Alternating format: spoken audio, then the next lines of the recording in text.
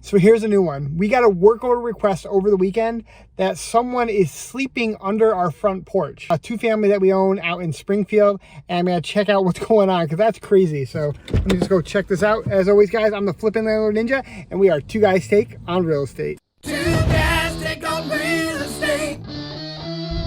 So this is actually a two-family we bought not too long ago in Springfield. Decent amount of work here. We worked a lot on the second floor and the first floor, fully renovated them and put a bunch of new siding up and stuff like that and clean up some of the porch. But let's go check out this. So yeah, hold on, let's see right here.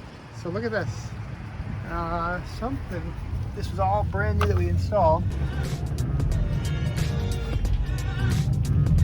Yep, look at this. Someone's been sleeping under there. Well, that's a new one on me. Holy crap. All right, so we gotta seal this up. I might have to come back here later tonight and check on this too. But look at, someone broke this off and they're just kind of, yeah, look at, they tied a little wire here so they can get in and out easy. Well, that's completely new for me, but it's at least an easy fix. We're actually gonna be reselling this one. We finished, got the first floor rented, and we're actually working on, we've almost done on the second floor, and we're going to actually be selling this as a possibly an owner-occupant building. So we love a master key system here. So one key to rule them all. So we did a whole renovation of the second and third floor. It's a second, third floor mix. They were actually renting it illegally. So this one, third floor, was actually rented illegally. And here we go. So we just got a little bit more work. So let me turn it around. So you can see we did a whole new sink here. And actually I gotta go grab and remember to grab the faucet here for the kitchen. Upgrade the lighting, did all the floors, came out really nice. Yeah, it looks a lot better. We're still gonna cap these off and kind of close that back up.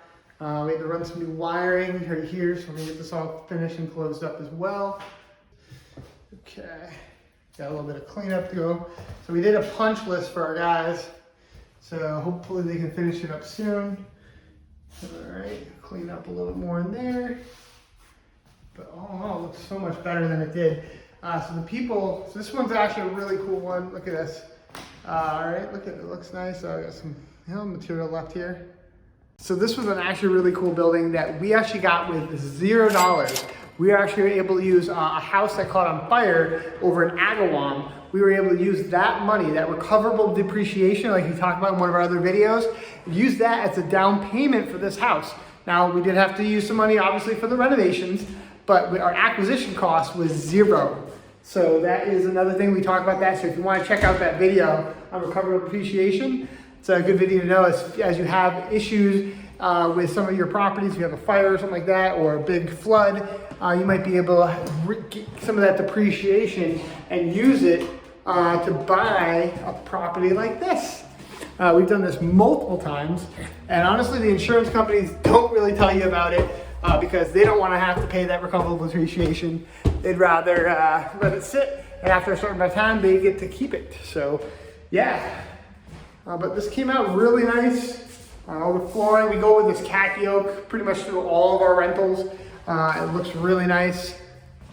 But yeah, so they had a kitchen up here. So you can see that's the hookup right there, which we still got to cut back. But they had a legal kitchen up here, and they were renting this out as a third floor, but it's not zoned or been approved for a third unit. So this can only be allowed as a two-family. So we had to make sure that was all removed, and we combined the second floor with the third floor to make it legal. So that's something we do. And you see that in Springfield especially, and maybe in Hartford and stuff like that. You see that a lot where people, they said, hey, you know, they took the attic space like this. This obviously was an attic at one point. Let's finish it off, add a bathroom like over here, pull water and drain off, and add that as a kitchen. Now we got another rental unit. But if it's not actually approved, if it hasn't been inspected by the building inspector, the electrical inspector, the plumbing inspector, often even, you know, make sure it meets zoning, then it's not legal. And in Massachusetts specifically, it can be a big issue because you could have triple damages plus lawyer fees for all the rent that someone might have paid in this unit. So you really want to be careful with that kind of stuff. I mean, yeah, you know, getting an extra $500, $800 a month sounds fantastic, but then when you get a lawsuit and that gets wiped all away times 3, well then it's not such a good deal now, is it?